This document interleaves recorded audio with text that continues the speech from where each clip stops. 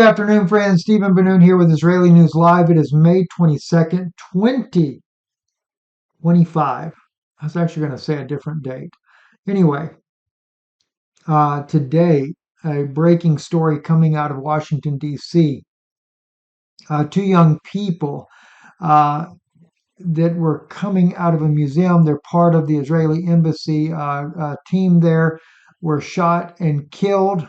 And it is very deplorable to hear about this. I want to quickly play for you those CBS News and what they're saying about the incident. And then I'm going to go into issues related to Gaza because of also the betrayal. Now, I am totally 100% against the murder of innocent Jewish people as well. Don't get me wrong, but I'm not going to play the political card that's being played by Shmuley and others as well, while there are thousands upon thousands of his Gaza children being murdered every single day by the Israeli government. Listen to the CBS, though. After an apparent targeted attack on a Washington, D.C. street. The suspected shooter arrested at the scene. In response, Israeli Prime Minister Benjamin Netanyahu has ordered increased security at Israeli missions around the world. The victims have been identified as Yaron Lashinsky and Sarah Milgrim. Lashinsky was a research assistant at the embassy, and Milgrim, she organized visits and missions to Israel. Israel's ambassador to the U.S. says Lashinsky was going to propose to Milgrim in Jerusalem next week. He just ran up. That's sad to hear that. It really is, because for us, it is, even October the 7th was a major, major tragedy.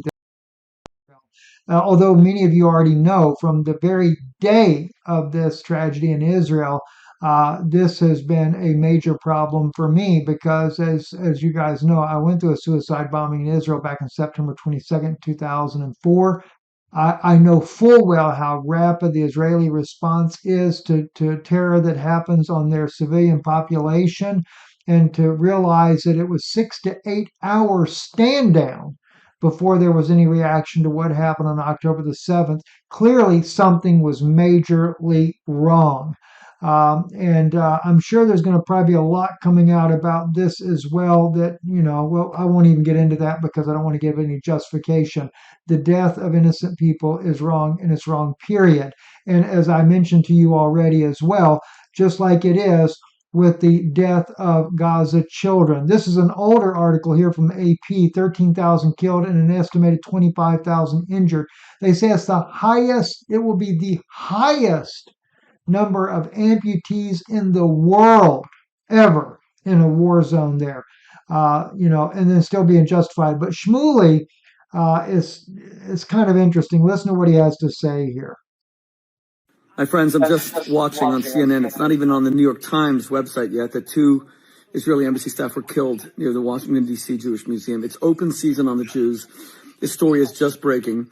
Ambassador Ron Dermer, who today's Israel's strategic affairs minister, was ambassador for many years, and I was at the embassy constantly. He's, my former student at Oxford, one of my dearest friends, a soul friend. He lost his mother last week. So I know this embassy extremely well. We don't know anything. I don't know who the embassy staff were. It's open season on the Jewish people. When you have the government of Britain saying falsely, a bunch of frickin' liars, disgusting Keir Starmer, who has a Jewish wife, Jewish children, and would still say, falsely accuse Israel in parliament of genocide. Remember what your government did? Leveling all of Germany against Hitler? What do you think? Okay, now he's going to run his mouth about leveling all of Germany, but he forgets the reason Germany not only was at war with every single there, and also imprisoned the Jewish people by the tens of thousands, hundreds of thousands. And of course, I had family extended family, that is, in the Holocaust in Buchenau and Auschwitz as well. So when you sit there and say, well, they were leveling the city and everything, they were trying to help save Jewish lives that were in those ghettos. Of course, if you look at the book Holocaust Victims Accused, which I have right here on the shelf, Mr. Shmuley, it happened to be the Jewish Congress and those like that, both in Switzerland and in the United States, that sent Jews to their death that cooperated with the Nazi regime. Just like we see with October the 7th. Somebody was cooperating with Hamas, just like Netanyahu funded them at millions of dollars. So you sit there and you do this open season thing when you've got open season on children and women.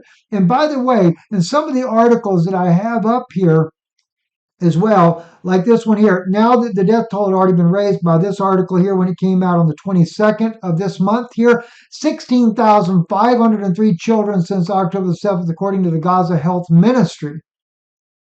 And that's not counting those that are buried under the rubble because you've leveled the entire city. You've carpet bombed an entire city. You know, listen, at least Britain and the United States didn't sit by and just allow the Jewish people to be plundered to death. I mean, it went on for years, right? Just like it's going on in Gaza. But if somebody was there trying to level Israel and wipe out everybody in Israel, every NATO member would come to Israel's aid. But you orchestrate an event on October the 7th and then make this big fuss and everything. The people that are doing okay are the actual hostages, which Egypt told you were going to have 200, 250 hostages taken. You knew about it in advance, more than a week in advance, which you actually knew about it more than a year in advance because you helped watch the training going on the entire time. Even Jonathan Pollard had the courage to say, which it wasn't courage because he just slams, he hated them anyway, he hates the people of Gaza, but at least he said 6 hours, a friend of his, there was a helicopter pilot, sat in his helicopter because you wouldn't give him orders to fly to go stop the killing. Oh, but you did the Hannibal Doctrine, didn't you? Yeah, you killed more Jewish people to make it look better. This is what sickens me. You know, and the world sits silently by while these people are totally obliterated. Finally, by the way, Piers Morgan finally has had the courage to make a change himself. Listening to what he says here on his program here. About Israel's ongoing offensive in Gaza. President Trump now says it's time for Netanyahu to wrap it up. Israel is allowing some aid to trickle into Gaza after an 11-week blockade, but aid workers say it's a drop in the ocean, and the US president has acknowledged that a lot of people in Gaza are starving. Shamefully, Hamas still holds 58 hostages and is watching the total destruction of Gaza and its people because it doesn't want peace and it doesn't value human life. It was increasingly difficult to argue that the exact same statement doesn't apply to Netanyahu's Israeli government. Israel's war on Hamas was not a genocide, but genocide isn't something that happens with the push of a button. A justified war can end with atrocities that stain humanity, as many have through history. So who is going to stop this one before it does, if it hasn't already? Well, joining me now is Mehdi Hassan, the editor-in-chief and CEO of Zeteo, and retired Major John Spencer, chair of urban warfare studies at the Modern War Institute. Okay, let's get into this. Mehdi, welcome back to Uncensored. Listen, you and I have talked about this war in Gaza for ever since it started, this phase of the 75-year conflict. And I have resisted going as far as you have done in your criticism of the Israeli government. I resist no more. I think we've reached common ground about what we view is happening and has been happening through this period of this blockade, which frankly is just starvation of the people there, including so many innocent young Don't shake your head, children. And I think that the incessant bombing and killing, and we don't know how many civilians are being killed, but it is on a daily basis. It looks like hundreds of people every day, with no apparent attempt, it seems to me, to have any real plan for how this ends or what happens when it ends, other than if you look at what Smodrich has been saying, probably the most right-wing member of a very right-wing government. He is talking in a genocidal language about kicking all the Palestinians out. So I think you and I have reached a place in the last few weeks where we are in agreement. But my question for you, Mehdi, is how does this end? I don't know the answer to that question, Piers, and I'm glad we're in agreement. I wish we weren't. Actually, I wish I had been wrong and you were right. I wish that a year ago when I said on your show, you said, well, if it's not about the hostages, what's it about? And I said, it's about depopulating Gaza. It's about conquering Gaza. I wish I'd been wrong. But as you said, Bezalel Smotrich, the finance minister in the Israeli government. That's exactly what it's about. And they're still planning on doing this. And, you know, they're planning on wreaking havoc. Or let's go to Netanyahu. His little comment here that he likes to say here. Of hell. I want to assure everyone who's now listening to us, President Trump and I are working in full cooperation and coordination between us. We have a common strategy, and we can't always share the details of this strategy with the public, including when the gates of hell will be opened, as they surely will if all our hostages are not released until the last one of them. Israel is determined to achieve all the... You have had ample opportunity to get the hostages back. Mr. Netanyahu, you have blocked that repeatedly. And instead, you're bent not on going after Hamas. Little children that your snipers are popping in the head, that's not Hamas. And to claim that Israel is fighting some moral war is absurd. As I said in another broadcast, you spit right in the face of Moses when he tells you to love your neighbor, to treat the stranger among you as a homeborn, not to oppress him. And that if you go after the fatherless, little children, he says, I will hear their cries. If they cry unto me, I will hear. You have brought a stench. It reminds me when Abraham's sons went, the people had consented even to circumcision. And I agree, what happened to Dinah was horrible. But they came, they wanted to marry her. And Abraham, they consented to circumcision. And then they went in there, the two brothers, and they killed everybody in the town. And Abraham was angry at them because he said, you have made my name a stench. That's exactly what you've done. You've caused the Jewish people to be hated everywhere in the world, except for the Jewish people that are standing up and fighting for the rights of the people of Gaza. But you've made a stench for Israelis. You, along with Smotrich and Ben-Gvir, where is the courage of anybody in this world to stand up against Israel? Because you control everything? You control the finances of the world, the money of the world? I mean, Mr. Mizrahi out of New York, the Jewish leader there that speaks, a former Israeli, former Air Force in Israel, he says all the Jews, they control the whole world. That's why nobody's willing to stand up against you. Somebody, I wish there would be some politicians in the United States who would have enough guts to kick AIPAC out and make a true stand for what truth is.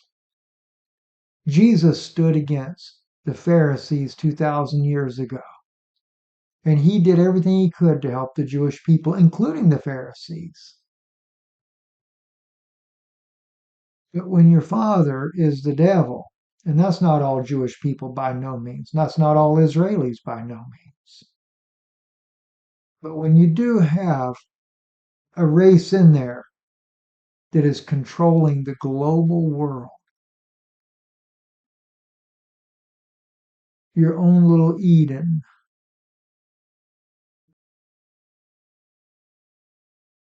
I am sorry that the Zionist believers have chosen to support a government, not all the government of Israel, I'm sure, but your particular government that has made Hamas,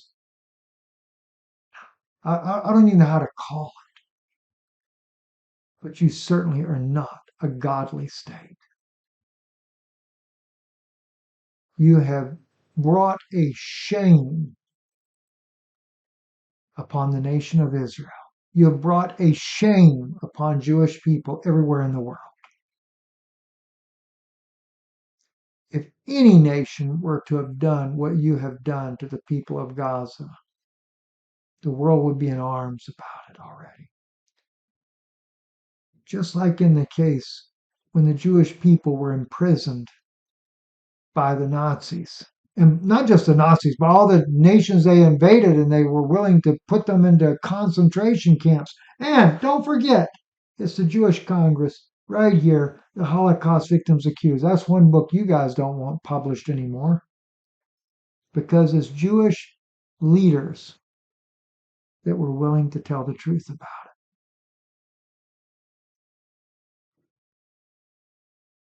I ask Christians everywhere, you need to really, you should, it doesn't even take prayer. Jesus said, suffer little children to come unto me. Well, Netanyahu has just made it impossible for thousands of them to come to him because he killed them. And when our government here in the United States is willing to supply bombs to kill children, something is wrong with our government. Something is wrong with every politician that has agreed to send all these bombs to Israel to kill these people in Gaza should be totally overthrown by candidates that could overthrow them. But then again, if your lobby is controlled by AIPAC, I guess it's hard to overthrow that. Maybe the people of America should wake up. Stephen Benoon here with Israeli News Live, the only Israeli news channel that's going to tell you the truth. God bless you. And if you really believe in the truth, support this channel. IsraeliNewsLive.org is our website there. You can support the work right there. If Israel doesn't try to knock us offline again like they normally do, just donate directly online. Save the by post office. People don't have time to do that anymore. Just click right there on donate online there. Your help is vitally needed, because believe me, not many people want when somebody tells the truth. It's a very hard road to hoe. Stephen Bennett, God bless.